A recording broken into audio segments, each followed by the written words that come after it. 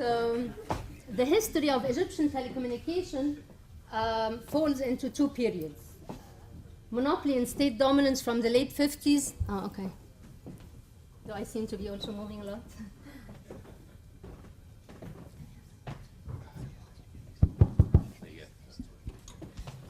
Okay. So again, the history of Egyptian telecommunication falls into two periods: monopoly and state dominance from the late 50s to the late 90s, and liberalization and reform thereafter. The telecom sector became a state monopoly with the establishment of the Telecommunication Organization, which was basically providing the service, and it was also setting the prices for the basic services, which is mainly fixed line at the time. Thanks, Hugh.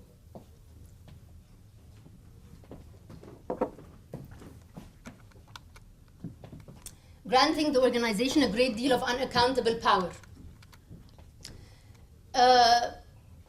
In 1980, the Arab Republic of Egypt National Telecommunications Organization, or ARENTO, replaced the Telecommunication Organization, and it was entitled to establish other companies, private law companies, to provide the service.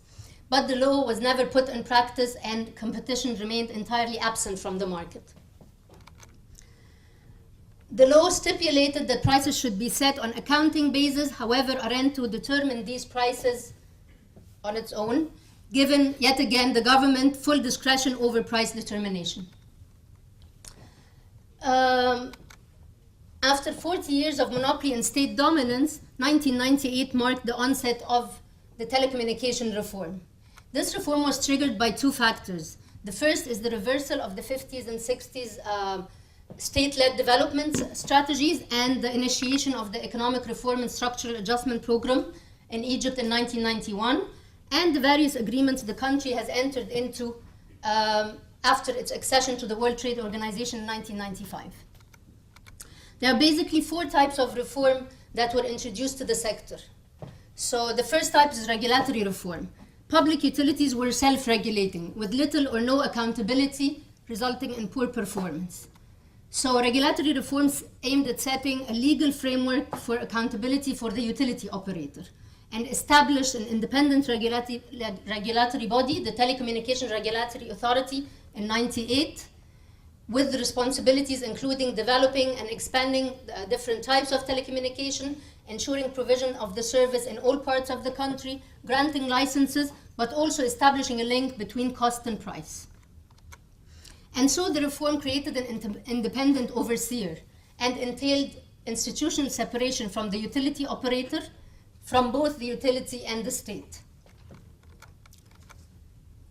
In 2003, the new Telecommunication Regulatory Law was enacted, which renamed the regulator National Telecommunication Regulatory Authority, NATRA.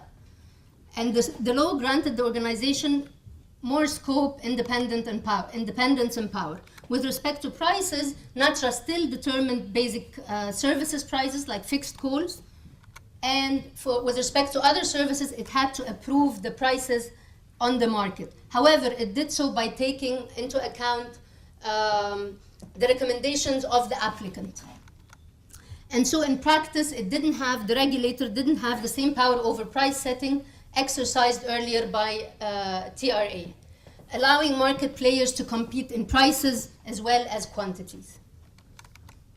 The second type of reform was public sector reform.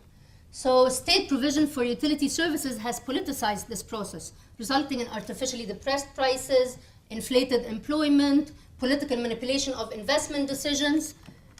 And so public sector reform mainly aims at enhancing the utilities' managerial and financial autonomy relative to the state. And measures to achieve this goal usually include the incorporation or changes in the legal status of the utility operator. So ARENTO was transformed into a private law company named Telecom Egypt in 1998.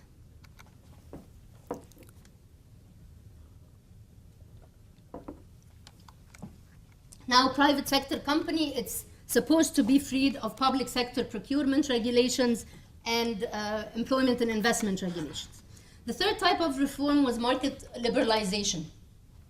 Utility services have been provided under legal or actual monopolies, but there has been growing recognition that competition is possible and desirable in certain subsectors of the utilities. So after 40 years of state monopoly, legal monopoly restrictions were lifted from the Egyptian telecommunication sector, and 2 cellular licenses were granted to Mobilil and Vodafone in 1998. And unlike the fixed telephone service, no monopoly status was granted to either company. And so competition was introduced to the sector, and the 2 operators stood to compete with the national incumbent Telecom Egypt.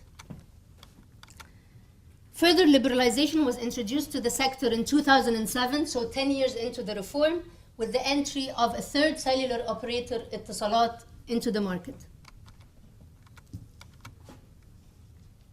Private sector participation provides the greatest insulation from political interference in the daily management of utilities, and extends over a spectrum of contractual forms, depending on how much is transformed from the public sector to the private sector.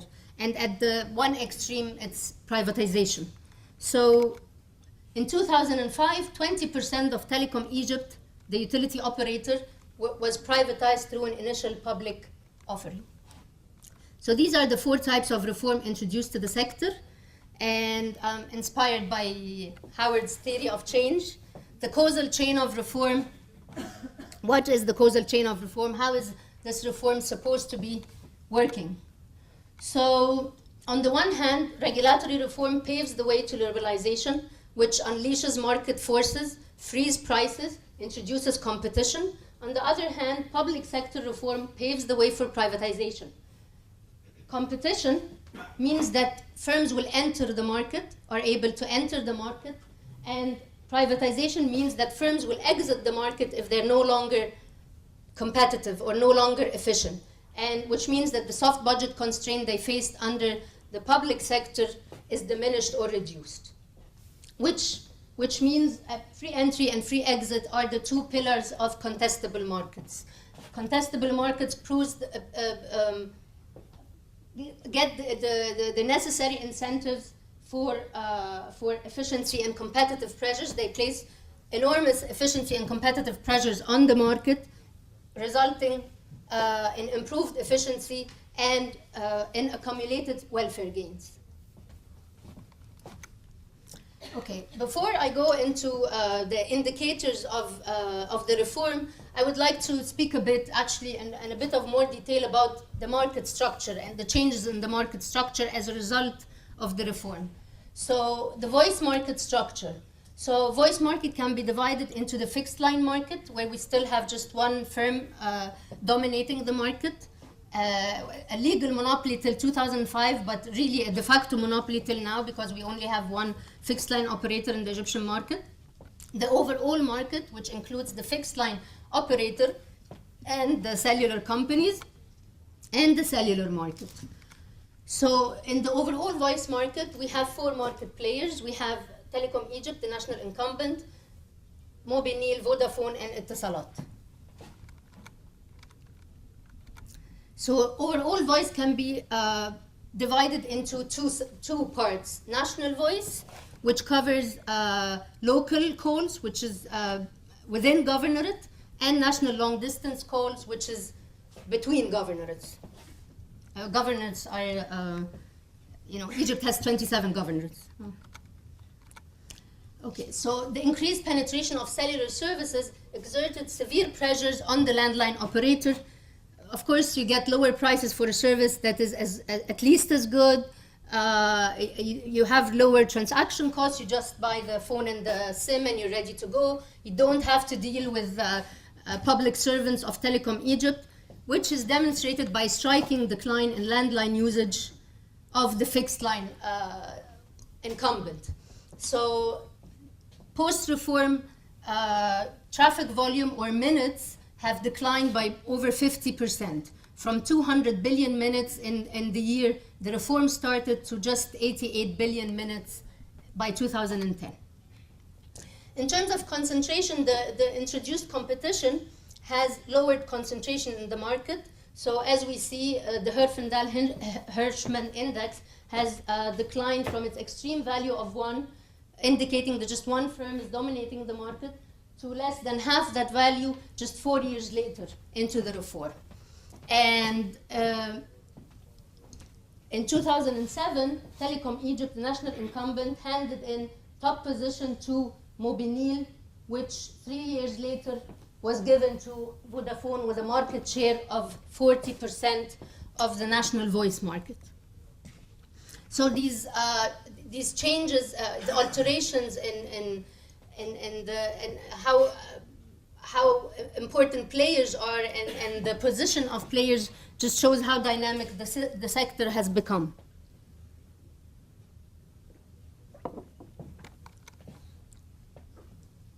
Now the international voice market, there's a different story for the international voice market. So Telecom Egypt was the sole provider of international call services prior to '98. However, it was given exclusive rights to provide cross-border transmission until 2005, which meant that between '98 and 2005, any provider providing international calls has to rent the infrastructure that belongs to Telecom Egypt, has to rent the international gateway and the internet infrastructure that belongs to the national incumbent. And so instead of monopolizing the direct provision of the service, Telecom Egypt monopolizes the indirect provision of international call services, and thus creating an additional link in the vertical chain of operation between providers and the final consumer. This is a setting called monopoly supply of an essential input, where the state monopoly owns the network, which rival suppliers must access. They have to rent the network of Telecom Egypt, but the downstream market remains competitive. And so competition in the international coal market has been sort of muted by the upstream monopoly bottleneck, which will have implications later for our results. This structure induces the fact that Telecom Egypt charges cell phone providers a price for renting its services, is a structure that induces what we call foreclosure of competition, such as margin squeeze. And what is margin squeeze? Margin squeeze is when the vertically integrated firm squeezes the margin available to downstream competitors by charging them a high rental price. However, it sets a relatively low price at which its downstream arm supplies final consumers. In our case, as we'll see, so it means that rental prices vary by provider. So depending on which company Telecom Egypt is renting its infrastructure to, the price will vary, and the practice can act as a barrier to entry. So we argue that Telecom Egypt is giving favorable rental prices to Vodafone. Why would Telecom Egypt favor Vodafone? With a 45% shareholding, Telecom Egypt has a stake in Vodafone. And in 2009, in fact, Telecom Egypt and Vodafone have struck a commercial deal that included favorable rental terms compared to the other providers. And so it was clear that Vodafone is not on a level playing field with the other providers in the market. In 2009, Vodafone captured the largest international coal market share. More than half the international coal market is captured by Vodafone. And we believe that the links that it has with Telecom Egypt have reinforced Vodafone increased international market share. Of course, you need exact data with exact rental prices. However, exact prices are not available. Were not available to us, and which is a story I can share with my colleague here of how difficult it is to get data or information in our parts of the world. In the international voice market, Etisalat applied for an international gateway license to free itself from dependence on Telecom Egypt. However, the same is not true for Mobinil, as we will see later. And so the introduction of competition has resulted in the same things. Concentration and market power have been less in the market. So, however, as of 2004, concentration has been increased increasing in the market. So the Herfindahl-Hirschman is steadily increasing, reflecting the restricted competition in the international voice segment of that market. With respect to the, no way. I have to be a little bit privileged. Just a little bit. Okay, so in the cellular market, we have three market players: Mobinil, Vodafone, and Etisalat. And Mobinil and Vodafone were given exclusive rights up to 2002, but as I have said before, new entrants were even further sequenced. So Etisalat only entered the market after 10 years of a duopoly between Vodafone and Mobinil, after which more competition was introduced. Okay, so staggered entry, which is very common in Japan and South Korea, permits the entry of one firm or a few firms into the market until they achieve economies of scale, sufficient market power, and sufficient profits, after which, when it's considered appropriate, more entry is introduced into the market to induce more competition. But obviously, this comes at a short-term loss from the reduced consumer surplus that would have otherwise accrued has competition been more aggressive in the market. So there are trade-offs between short-term and long-term issues in terms of how much you wait before you introduce new competition into the market.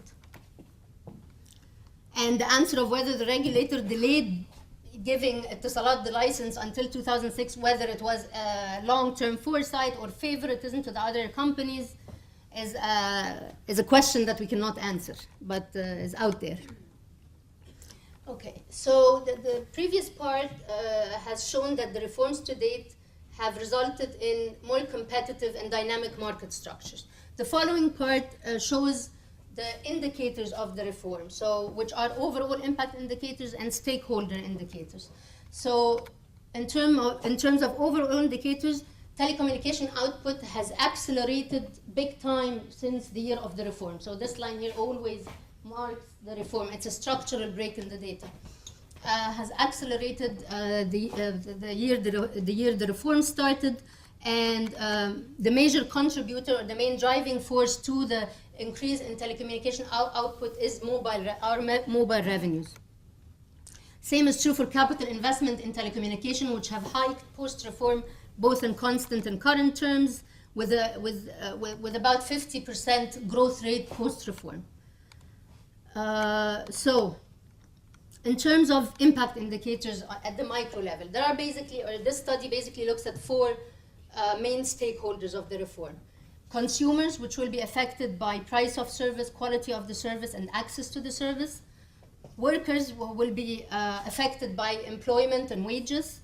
Competitors who will be affected by entry conditions, and the government through fiscal flows. So in terms of prices, prices have declined by 60% between 2002 and 2010 generally in the sector. More detailed, cellular prices have markedly responded to the reforms to date. However, there's an abrupt fall in price in the year 2006, just before the entry of Etisalat, which made us think that either that reforms have triggered a Bertrand-style competition, and for those of you who don't know, Bertrand-style competition usually exists in markets where firms compete in prices as opposed to quantities, where competition becomes very aggressive. So each firm attempts to undercut the price of the other firm to capture market share, and it creates an inertia where all firms in the market are doing the same until price goes to marginal cost.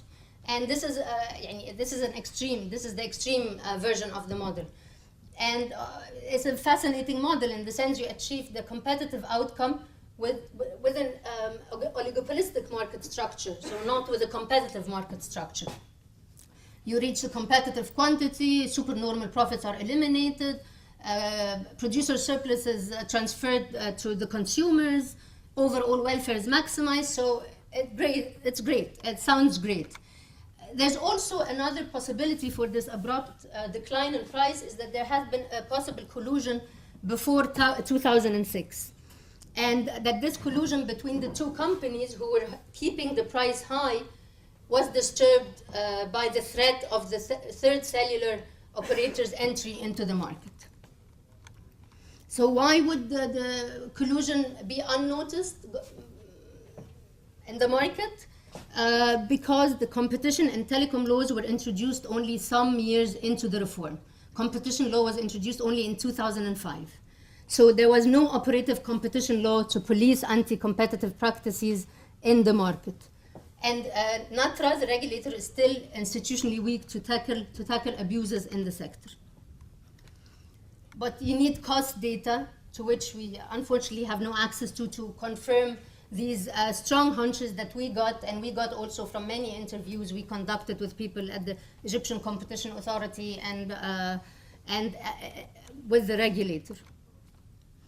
Okay, so in terms of international prices, we believe that the links with the incumbent that Vodafone has resulted in higher prices than what would be potentially possible had this close link between Vodafone and the national incumbent been there. So equilibrium market prices are higher compared to what is potentially possible.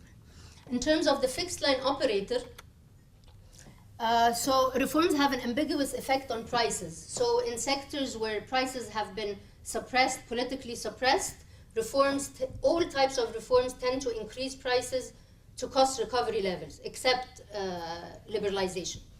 And in sectors where prices have been high because there's inefficient production, reform tends to reduce, all types of reforms reduce price, are expected to reduce prices. So in mixed cases like Egypt, where prices have been kept low and production has been efficient, you expect to see this trend, that prices would increase to cost recovery levels, but then in the medium term, they will, with more efficiency and competitive pressures, they will go down. So in terms of the prices of the fixed line incumbents, so fixed installation charges have been kept high to balance the low per minute prices in the market. Throughout, in the 40 years, in the 3 decades or the 4 decades prior to the reform. So these prices have stabilized before they finally have gone down sharply. Fixed monthly subscriptions, they were originally suppressed, so they started to increase after the reform. These are the prices of the fixed line operator. Per minute prices have been very low, and they used to be cross-subsidized by high international coal prices and high between governorate prices. There were 6 piastres per 3-minute coal, which is less than 1 American cent in 1995. So these have increased post-reform to 14 piastres by 2009 for a 3-minute coal. Of course, the same is not true for prices of fixed to cellular lines, because there's more competition in the cellular market where prices have dropped. In terms of access has dramatically improved from a low base of 42,000 subscribers for the fixed line in 1982 to 12 million in 2011. And the same is true for cellular lines, with 84 million lines in 2011. Nearly all the Egyptian population has cell phone access, whereas just 10% of the Egyptian population has access to fixed lines. Urban and rural density have been steadily increasing post-reform, maintaining their gap in coverage. In terms of quality, landline waiting lists have improved, landline falls have improved. Workers, employment and wages. So Telecom Egypt has 55,000 employees, and they're really not very good. They're not very skilled. So post-reform, more employees were employed with higher skill level, in addition to new entry from the expansion of the sector. So employment has increased post-reform as well.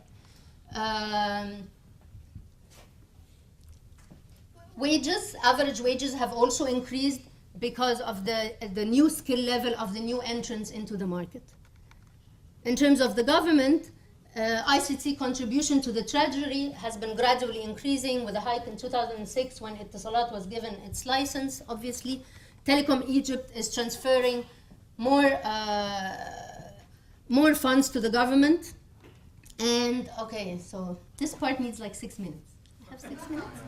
6 minutes? 6 minutes? Will you give me 6 minutes? Taking too much time for the lunch. This is only 3/4 for the lunch. Okay. Do that very quickly now. Okay, I'll try. Okay. Okay. So in terms of competitors, the sector's incumbent. You've gathered that the one of the main stories is that the incumbent has been negatively affected in its retail market by the increased cellular competition. So landline subscriptions has been actually falling since 2008 from 12 million to 8 million by 2011. And the market share of Telecom Egypt has shrunk from 95% to 9%. That's the market share of Telecom Egypt. But Telecom Egypt is using its wholesale revenue to assist in partially internalizing its wholesale, its retail losses by renting its infrastructure in which it is obviously a monopolist. In terms of entry conditions, خلاص really finishing up. In terms of entry conditions, very important to talk about the regulator's role. So NATRA's role. NATRA played a very positive role in easing entry barriers into the sector, particularly to the third operator, Etisalat, by allowing Etisalat domestic roaming, by allowing Etisalat number portability, which reduces consumer switching costs, and giving it a 5-year grace period before other competitors are allowed into the market. Obviously, it has been more time than that, but okay. However, there are 4 more cases that point to possible capture of the regulator, policy or regulatory capture. Policy capture is when the regulators' regulatory goals are altered to serve political ends. And regulatory capture is when the regulator starts to sympathize with the firms it's regulating. So the first case is that Mobinil has actually also applied for an international gateway license, but NATRA is going on saying, oh no, we want a higher price, no, you want to pay in installments, is making Mobinil's life difficult, not wanting to grant Mobinil the license. And Mobinil's story is different. They say, no, they're just not getting back to us, and this is an implicit rejection. Obviously, if Mobinil is granted an international gateway license, it will have dire implications for the national incumbent that's not doing so great already. The second thing is NATRA turning a blind eye on the commercial deal between Vodafone and the national incumbent in Telecom Egypt. And they claim that they are unaware of the details of the agreement that actually gives Telecom Egypt lower rental prices compared to the other providers in the market. The third thing is that the regulator is restricting domestic access to voice over internet services because they worry it will undermine phone-based international calls. So in Egypt, you can't do phone calls over Gmail, for instance. The fourth case is turning a blind eye had there been an actual cartel between Vodafone and Etisalat.